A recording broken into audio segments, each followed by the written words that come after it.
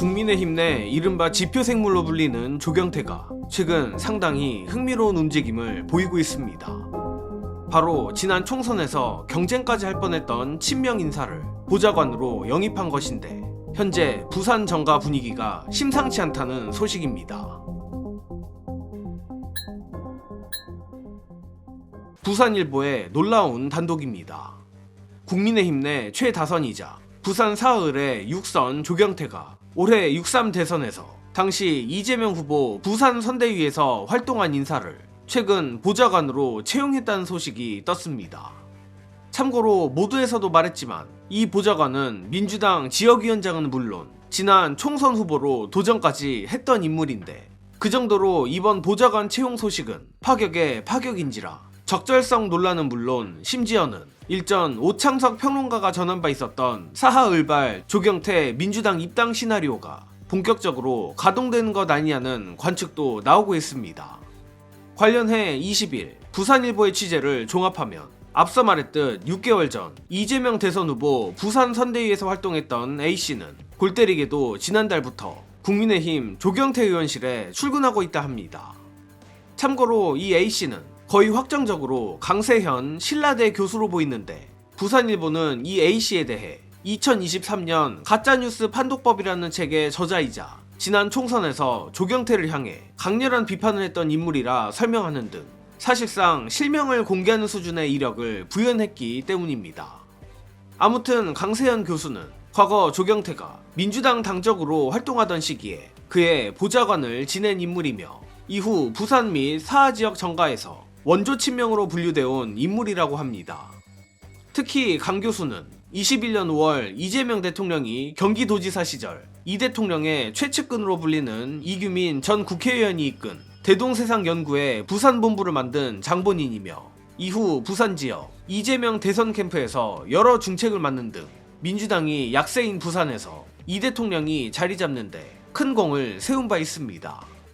심지어 강세현 교수는 민주당 당적으로 2020년 총선 때는 기장군에 또 작년 총선에는 과거 자신이 모셨던 조경태와 맞붙기 위해 사하을에 출마 선언을 하기도 했습니다. 재밌는 건 당시 강 교수는 조경태를 향해 조 의원이 철새처럼 당을 바꾼 것에 대해 내가 회초리를 들겠다. 조 의원의 장단점을 가장 잘 알고 있는 내가 본선에 나가면 승리할 자신이 있다라 직격하기도 했었습니다. 다만 그래서 그런지 이번 조경태의 강세현 교수 보좌진 채용을 두고 뒷말이 무성하다고 합니다. 예컨대 강세현 교수가 아무리 과거 조경태를 보좌했던 전례가 있더라도 불과 6개월 전 이재명 캠프에서 활동하다 취업을 위해 국힘 진영으로 넘어간 것은 철새 아니냐는 겁니다. 또한 조경태 역시 부산 국민의힘 및 사하을 당협위원회에선 이번 친명 강세현 교수 보좌진 영입을 사실상 해당 행위라는 취지로 불편하게 보고 있다고 합니다. 그런데 재밌는 건 다음 대목입니다. 현재 지역 정가에서 이번 채용을 향후 조경태의 정치적 거취와 연관짓는 시선이 존재한다는 것입니다. 그도 그럴 것이 조경태에 대한 개인적 호불호를 떠나 조경태가 내란 속에 윤석열 탄핵에 찬성한 대표적 국민의힘 의원인 것도 사실이고 일전엔 친한계 분류를 부정하며 한동훈이 친족이라고 하는 등 주류 비주류를 막론하고 점점 국힘과 멀어지는 행보를 보이고 있기 때문입니다.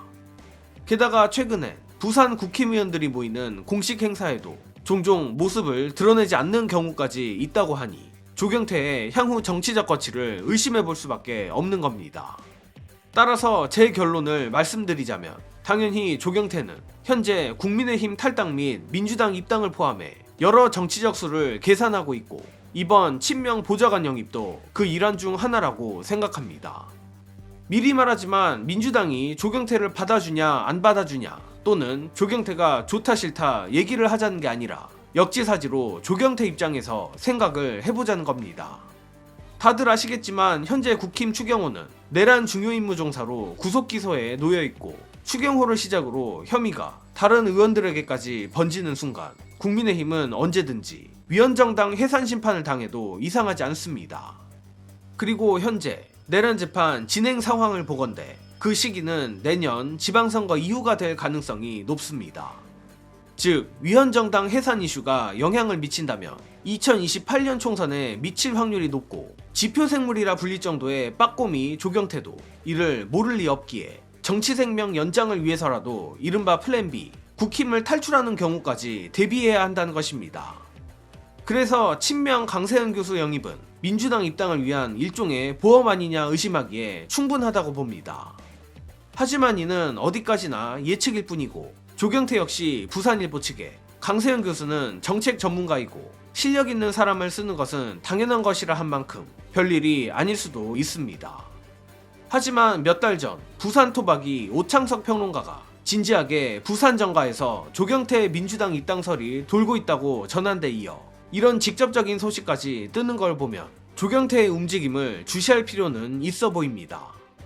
물론 저로선 조경태의 이런 움직임이 마냥 반갑지만은 않습니다만 정치는 생물이고 이현주 의원, 김상욱 의원, 허은하, 김용남 전 의원 사례도 있듯 개헌이라는 큰 목표를 생각하면 국민의힘 탈주자들을 대의를 위해 유연하게 활용해야 한다는 주장도 배척하기는 어렵다고 생각합니다.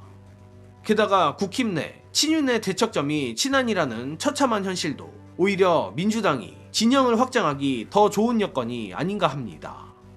쉽게 말해 법무부 장관 출신 한동훈 유튜버의 끔찍한 정치력 덕에 조경태도 이번 친명 보좌관 채용 같은 보험을 든 것 아니냐는 것입니다. 따라서 민주당이 여러 정무적 판단을 하여 내년 지방선거, 개헌, 국민의힘 해산 등 큰 이슈들을 어떻게 핸들링할 건지 정교하게 전략을 세워주길 바랍니다. 끝으로 한동훈 얘기가 나왔으니 덧붙이자면 최근 한동훈의 행보는 그야말로 황교안 시즌2로 보입니다. 특히 론스타 승소 관련해 김민석 총리와 정성호 장관의 어른스러운 대응 덕에 한동훈의 난동은 안 하느니만 못하게 됐는데 젊은 황교안 한동훈이 제게 자기가 넘어간 꼴이 됐습니다. 관련해 끝으로 한동훈의 폭주하는 페이스북 글 싸지르기가 민주당으로선 나쁘지 않은 이유 여러분께 공유드리며 이번 소식은 여기서 마칩니다. 영상 봐주신 여러분 감사합니다.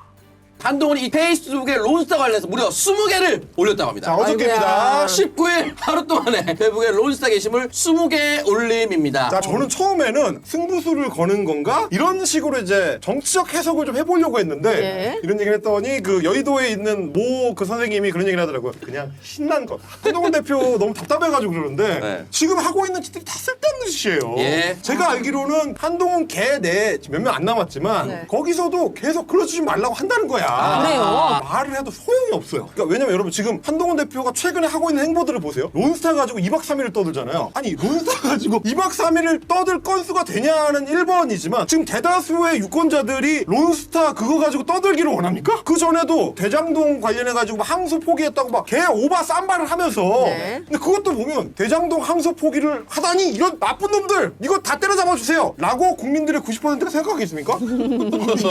계속 SNS 들여다보고 뉴스 보고 있다가 야 이거 내 거다 이게 무슨 정치입니까? 네.